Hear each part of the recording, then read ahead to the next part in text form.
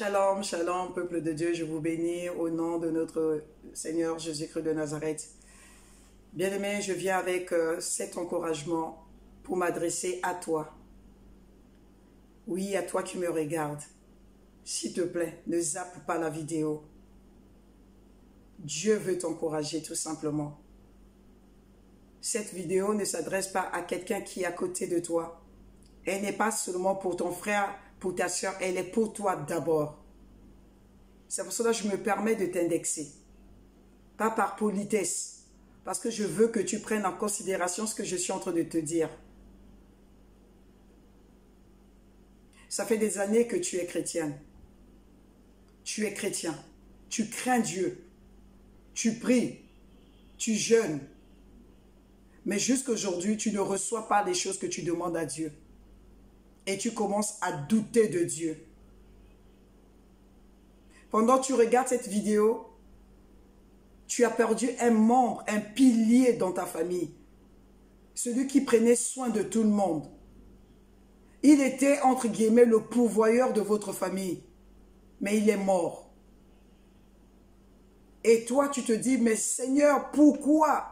Pourquoi tu as permis cela? Pourquoi tu as permis que le pilier de la famille tombe? Il fallait même me prendre moi là, que de prendre telle ou telle personne qui pouvait prendre soin de tout le monde. Et tu commences à douter de Dieu. Bien-aimé, je ne sais pas. Peut-être un mari qui est parti, ou ton épouse qui est partie, qui te laisse avec les enfants. Et tu commences à douter de Dieu. Je ne sais pas. Je ne sais pas la situation que tu traverses, bien-aimé, en tant qu'enfant de Dieu. Je parle à ceux-là qui ont donné leur vie à Jésus. Et qui sont découragés parce que les choses tardent. Je m'adresse à cette catégorie de personnes qui aiment le Seigneur de tout leur cœur, mais qui vivent des situations difficiles. Tu es désespéré, bien-aimé. Tu te dis, est-ce que réellement le Dieu qu'on nous présente tous les jours, est-ce qu'il fait encore des miracles? Ou bien c'était juste, comme j'entends dire, des fables, des histoires qu'on nous raconte. Bien-aimé, j'aimerais te partager l'histoire de quelqu'un dans la Bible. Je vais te parler de l'histoire de Job. La Bible présente Job comme un homme qui craignait Dieu. Parce que c'est Dieu lui-même qui a fait les éloges de Job à Satan. Job aimait tellement le Seigneur qu'il priait même pour ses enfants qui étaient grands, qui étaient mariés, les enfants qui étaient à l'extérieur de la maison. Il disait certainement, peut-être ils ont fait quelque chose qui a offensé Dieu. Et il présentait les offrandes pour demander pardon à ses enfants. Mais le malheur aussi a frappé la maison de Job. La Bible dit qu'en un jour, Job a perdu sa santé physique. Job a perdu ses enfants. Il a perdu tous ses biens matériels.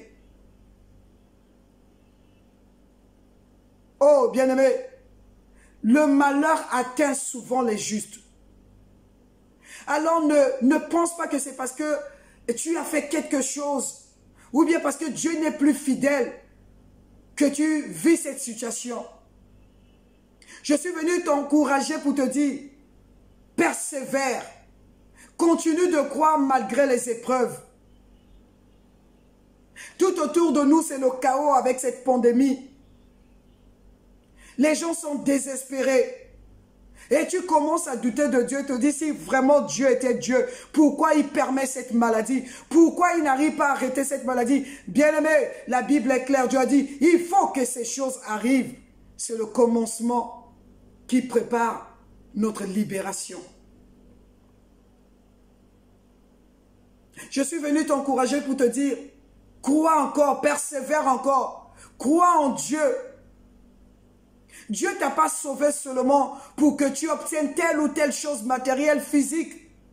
Ces choses sont bien. Nous ne condamnons pas le fait d'avoir des maisons. Nous ne sommes pas contre pour que tu aies l'argent sur ton compte. Nous ne sommes pas contre que tu te maries. Mais ce n'est pas l'essentiel. Je ne pense pas que le Seigneur Jésus-Christ de Nazareth, il avait laissé son trône de gloire. Il avait pris cette forme humaine pour que toi, tu sois seulement marié. Non, bien-aimé, Jésus-Christ est mort à la croix pour que toi, tu récupères ta place que tu avais perdue dans le jardin d'Éden, au travers de Adam et Ève. Il est venu te réconcilier avec le Père. Sa vie à la croix, c'était pour que toi et moi, nous reprenons notre position de l'éternité. Voilà pourquoi le Seigneur Jésus est mort. Si tu avais accepté le Seigneur Jésus-Christ de Nazareth comme ton Seigneur et ton Sauveur personnel, juste pour avoir telle ou telle chose, la Bible dit, malheur à toi. Tu es le plus malheureux. Nous allons le lire dans 1 Corinthiens 15, le verset 19. La parole de Dieu dit ceci, « Si c'est dans cette vie seulement que nous espérons en Christ, nous sommes les plus malheureux de tous les hommes. » Bien-aimé, si tu crois en Dieu juste pour obtenir le mariage, juste pour avoir des voitures, juste pour avoir des maisons, pour voyager, je ne sais pas quoi, la Bible dit que tu es le plus malheureux des êtres humains. Christ n'a pas donné sa vie seulement pour que tu aies telle ou telle chose matérielle. Il a d'abord donné la vie pour que toi, tu récupères ta place d'enfant de Dieu. Parce qu'on le devient. Ce n'est pas moi qui le dis. Dans Jean 1, le verset 12, la Bible dit, à tous ceux qui l'ont reçu, la parole de Dieu leur a donné le pouvoir de devenir enfants de Dieu. Si tu as reçu Jésus-Christ de Nazareth comme ton Seigneur et ton Sauveur personnel, tu deviens enfant de Dieu. On ne naît pas enfant de Dieu parce qu'on l'a perdu dans le jardin d'Éden. Tu deviens enfant de Dieu en acceptant le Seigneur Jésus-Christ de Nazareth comme ton Seigneur et ton Sauveur personnel. Bien-aimé, si tu viens à l'église, si tu pries, tu es attaché à Dieu parce que tu t'attends que Dieu te donne le mariage, que Dieu te donne les enfants, que Dieu te donne l'argent, que Dieu te donne telle chose. Bien, la Bible dit, malheur à toi. Tu n'as pas compris le sacrifice de Jésus à la croix. C'est pour ça que je suis venu te dire, n'abandonne pas la foi parce que tu as perdu telle ou telle chose. Ta foi, c'est le passeport qui va t'amener au ciel. Au son de la trompette, le jour que notre époux va revenir, le jour que notre Seigneur va revenir, c'est ta foi, celle qui te maintient à demeurer enfant de Dieu sur la terre. C'est ça qui va t'amener au ciel, bien-aimé. Je vais lire un autre verset dans Proverbe 24, le verset 10. La Bible dit, « Si tu te décourages le jour où tout va mal, tu as vraiment peu de force. » Ça, c'est dans la version PDF 2017. Je reprends. Si tu te décourages le jour où tout va mal, tu as vraiment peu de force. Bien-aimé, si tu abandonnes la foi, parce que tu n'as pas obtenu telle ou telle chose, la Bible dit, c'est parce que tu as peu de force. Parce que tu es faible. Parce que ta foi n'est pas enracinée sur Dieu. C'est pour cela que tu abandonnes la foi. C'est pour cela que tu veux renier ce que tu avais déjà vomi. Oh, bien-aimé, nous ne sommes pas de ceux-là qui abandonnent la foi. Nous ne sommes pas de ceux-là qui délaissent parce que telle ou telle chose ne vient pas. Nous sommes de ceux-là qui persévèrent. Nous persévérons jusqu'à ce que nous allons être dans la maison de notre papa.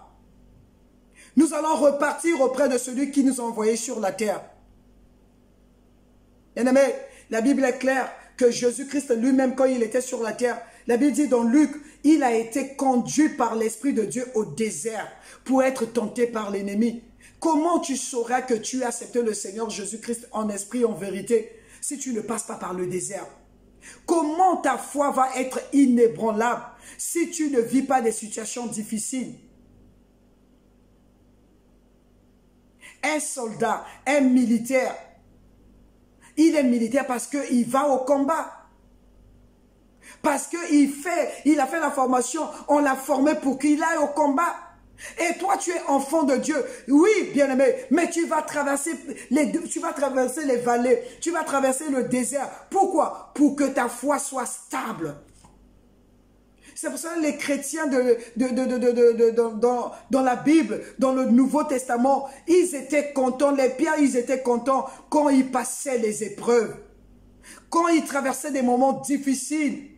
par rapport à leur foi, ils étaient contents. Ils disaient Dieu les avait jugés dignes de vivre ces épreuves pour lui. Et aujourd'hui, nous ne voulons plus accepter les épreuves. Nous abandonnons facilement parce que nous avons accepté le Seigneur Jésus-Christ seulement pour le bien, pour les biens de ce monde. Or, la Bible dit, tu es le plus malheureux.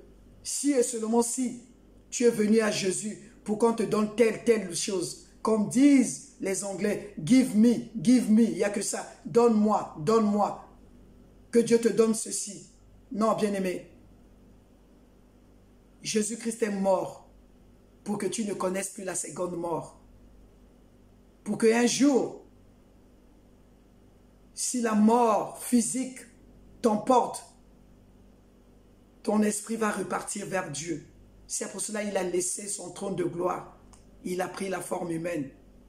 Je suis venu t'encourager pour te dire, n'abandonne pas, parce que c'est difficile. N'abandonne pas parce que tu n'as pas obtenu telle chose. Garde la foi, bien-aimé. Garde la foi jusqu'à ce que le Seigneur Jésus apparaîtra. Garde la foi, Seigneur, mon frère. Garde la foi, ma soeur. Tu as fait le bon choix. Un jour, tout cela sera derrière toi. Et tu vivras dans la félicité avec ton époux. À toi qui n'as pas encore donné ta vie à Jésus. Si c'est déjà difficile pour ceux-là qui ont mis leur confiance en Dieu, à plus forte raison toi. C'est pour cela, bien-aimé, je suis venu t'interpeller pour te dire, donne ta vie à Jésus. Si tu le veux, prie avec moi. Il est mort à la croix pour que toi aussi, tu sois sauvé. Jésus-Christ a dit dans le livre de Jean, il est parti nous préparer des places au ciel. Si tu veux aussi avoir ta place au ciel, alors donne ta vie à Jésus aujourd'hui. Prie avec moi, bien-aimé. Seigneur, je te dis merci. Merci pour ton sacrifice à la croix. Je viens de comprendre et je réalise que tu es mort pour que moi aussi un jour je sois au ciel avec toi. Tu es mort pour me libérer de péché.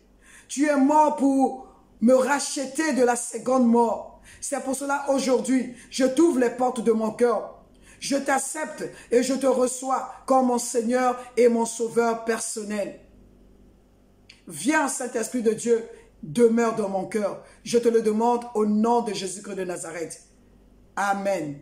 Bien-aimé, si tu l'as fait, comme j'ai l'habitude de dire, physiquement, rien n'a changé. Mais spirituellement, tu deviens un enfant de Dieu. Ton nom est inscrit dans le livre de vie. Et tu n'as plus peur de la mort physique.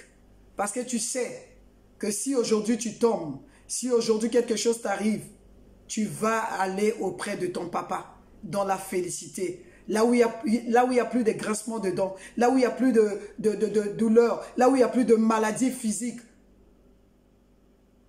là où il n'y a plus de rejet, là où il n'y a plus de coronavirus, tu vas repartir auprès de ton papa. Que Dieu te bénisse d'avoir pris cet engagement. Merci Seigneur pour ces moments que nous avons passés ensemble. Je prie, cet Esprit de Dieu, que ces paroles demeurent dans nos cœurs. Nous ne voulons pas abandonner, mais nous voulons persévérer pour obtenir des promesses que tu as en réserve pour nous. Alors garde-nous dans le creux de ta main jusqu'à ce que tu reviennes. Au nom de Jésus que nous avons prié. Amen. Que Dieu vous bénisse, qu'il bénisse l'œuvre de vos mains. Je vous aime, comme j'ai l'habitude de dire, mais le Seigneur Jésus-Christ vous aime encore plus. Parce que lui seul ne va pas vous trahir. Amen, amen et amen.